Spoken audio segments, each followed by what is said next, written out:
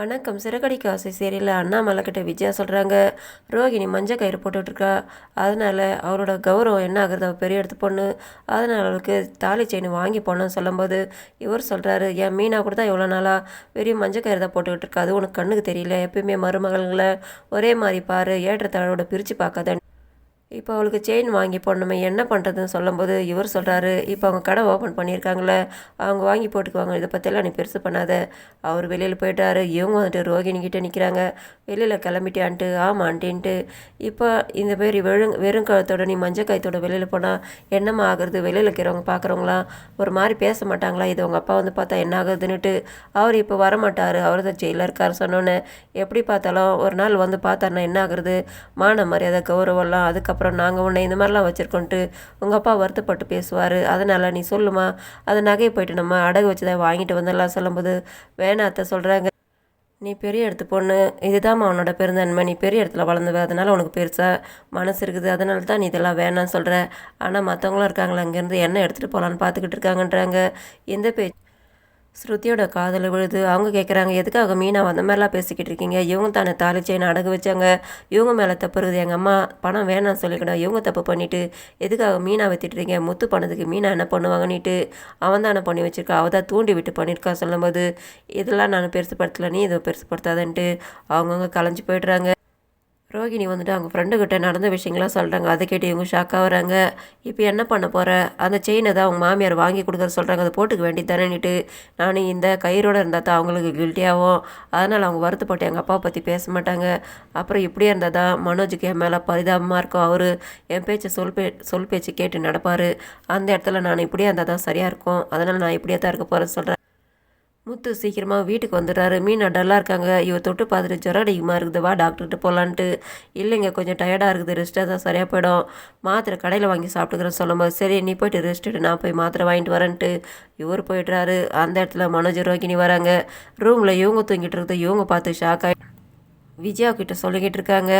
அவங்க வந்து பார்த்துட்டு இவ இந்த மாதிரி வந்து படுத்துக்கிட்டு இருக்காளா, இது எனக்கு தெரியாதுன்ட்டு. அப்போ முத்துவோட அப்பா வெளியிலேருந்து வராரு. வந்துட்டு என்ன விஷயம்னு கேட்ட உடனே, பாருங்கள் நேற்று இவன் போயிட்டு உள்ளே படுத்துடுறான்ட்டு இப்போ இவ போயிட்டு உள்ளே படுத்துக்கிட்டு இருக்கு, இடம் பிடிச்சிக்கிட்டு இருக்கா. அவளை வெளியே அனுப்பணும்னு சொல்லும்போது அவள் ஏதோ டயர்டில் தூங்கிட்டு இருக்கா. இத்தனை நாள் அவள் அந்த மாதிரிலாம் பண்ணவில்ல, அதனால் ஏதோ முடியல மாறுகுது, அவள் அப்படியே இருக்க விடுதலாம், நீ தலையிடாதன்ட்டு அவர் சொல்லிட்டு போய்ட்றாரு. எப்படிம்மா எனக்கு ரூம் வேணுன்ட்டு மனோஜ் சொல்கிறாரு. அதனால் இவங்க வந்து மீனாவை எழுப்புறாங்க. நான் வந்து உக்காந்து அவ்வளோதான் தெரியும், டயர்டில் தூங்கிட்டு இருக்கேன், எனக்கு முடியல அத்தை சொல்கிறாங்க. உனக்கு முடியல, நான் வந்துட்டு தனி ரூம் கேட்குதா, ஸ்பெஷல் வார்டு மாதிரி இங்கே வந்து தூங்கிட்டு இருக்கியா? என் பையன் வந்துட்டு நீ தூங்கினானிட்டு எப்படியாலும் நீங்கள் கலட்டா பண்ணீங்க, நீங்கள் எதுக்கு அங்கே தூங்கிட்டு இருக்கப்பான்ட்டு அவங்க வலுக்கட்டாயமாக வெளியே எடுத்துகிட்டு வராங்க. இது வந்து முத்து பார்த்துட்றாரு. அவளுக்கு உடம்பு சரியில்லைன்னு தான் நான் அவளை உள்ளே தூங்க வச்சுட்டு ரெஸ்ட் எடுன்ட்டு சொல்லிட்டு போன மாத்திரை வாங்கிட்டு வரதுக்குள்ளார அவளை எதுக்காக வெளியே இழுத்துட்டு வரீங்கன்னு சொன்னோன்னு அந்த இடத்துல ரவியும் சுருத்தியும் அவங்க அப்பாவும் வந்துடுறாங்க. எதுக்காக அப்படி பிரச்சனை பண்ணிக்கிட்டு இருக்கா, அவள் தான் உடம்பு சரியில்லை சொல்லும்போது அவளை எதுக்காக வெளியே அனுப்புகிறேன்ட்டு மனோஜ் ரோகிணி சொல்கிறாங்க. எங்களுக்கு ரூம் வேணாம், நாங்கள் ரெஸ்ட் எடுக்கிறது வேணாமா, நாங்களும் வேலைக்கு போயிட்டு வரேன்ட்டு. ஒரு நாள் 2 நாளைக்கு இப்படி பேசுகிறேன்ட்டு. ஆமாம், அங்கே எத்தனை பேர்கிட்ட நான் பேசி பேசி எனக்கு டயர்டாகுது, எனக்கு ரூம் வேணுன்ட்டு மனோஜ் சொல்கிறாரு. அவங்க உடம்பு சரியில்லைன்னு இருக்காங்க. அப்படி இருக்கும்போது அவங்களுக்கு இன்னும் 1 வாரம் டைம் இருக்குது, அவங்க இருக்கிற ரூம் தானேன்ட்டு ரவியும் ஸ்ருதியும் முத்துவோட அப்பாவும் சொல்லும்போது அவன் வேலைக்கு போயிட்டு வராங்க, அவங்க ரெஸ்ட் எடுக்கிறது வேணாமா, இவங்கள மாதிரியா இவங்கன்னுட்டு மாறி மாறி வாக்குவாதம் நடக்குது. அப்போது ரோகிணி சொல்கிறாங்க ஸ்ருதிக்கு, அடுத்த வாரம் நீ கூட வெளியில் வந்து படுக்கணும் சொல்லும்போது நான் வெளியிலலாம் படுக்க மாட்டேன், எனக்கு ஏசி வேணும், அதனால் நான் எங்கள் வீட்டுக்கு போயிடுவேன்றாங்க. அதை கேட்டு விஜயா பதறி போகிறாங்க. என்னம்மா நீ இப்படியெல்லாம் சொல்லிக்கிட்டு இருக்க, ஏசி கோசம் நீங்கள் வீட்டுக்கு போனாக்கா மான மரியாதை கௌரவம்லாம் என்ன ஆகுது, உங்கள் வீட்டில் இருக்கிறவங்களும் என்ன நினைப்பாங்க எங்களை பற்றின்ட்டு. அந்த நேரத்தில் இதை பார்த்ததும் மனோஜ் சொல்கிறாரு, அவங்கள அந்த மாதிரி நினைக்கும் போது நாங்கள் கூட வெளியில் போயிட்டு ஹோட்டலில் ரூம் போட்டு தங்கிக்கிறோன்ட்டு. அதை கெடுத்த விஜயா பதறி போயிட்டு, எல்லாம் இவங்க 2 பேரால் தான் இவன் நாடகம் பண்ணிகிட்டு இருக்கு, அதெல்லாம் நெஜன்ட்டு நீங்களாம் பேசிக்கிட்டு இருக்கீங்களா, இவங்களால் தான் எல்லா பிரச்சனையுமேன்ட்டு விஜயா திட்டி சண்டை போடுறாங்க.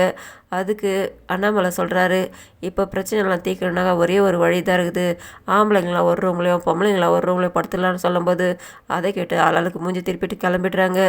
மீனா வராங்க படுக்கிறதுக்காக. அதில் விஜயா சொல்கிறாங்க, தர இல்லாதவங்க கூடலாம் நான் தூங்க வேண்டியதாக போச்சு, எல்லாம் தலை எழுத்துன்றாங்க. அதை கேட்டதும் மீனாவோட முகம் மாறி போகுது. ப்ரோமோவில் விஜயா ரோகிணியும் கட்டில் மேலே தூங்கிட்டு இருக்காங்க. விஜயா கொரட்டை விடுறாங்கன்ட்டு தாங்க முடியல ரோகிணிக்கு. அவங்க தலைக்காணி எடுத்து விஜயாவோட முகத்தில் வைக்க போகிறாங்க. இதோட முடியுது. நன்றி, வணக்கம்.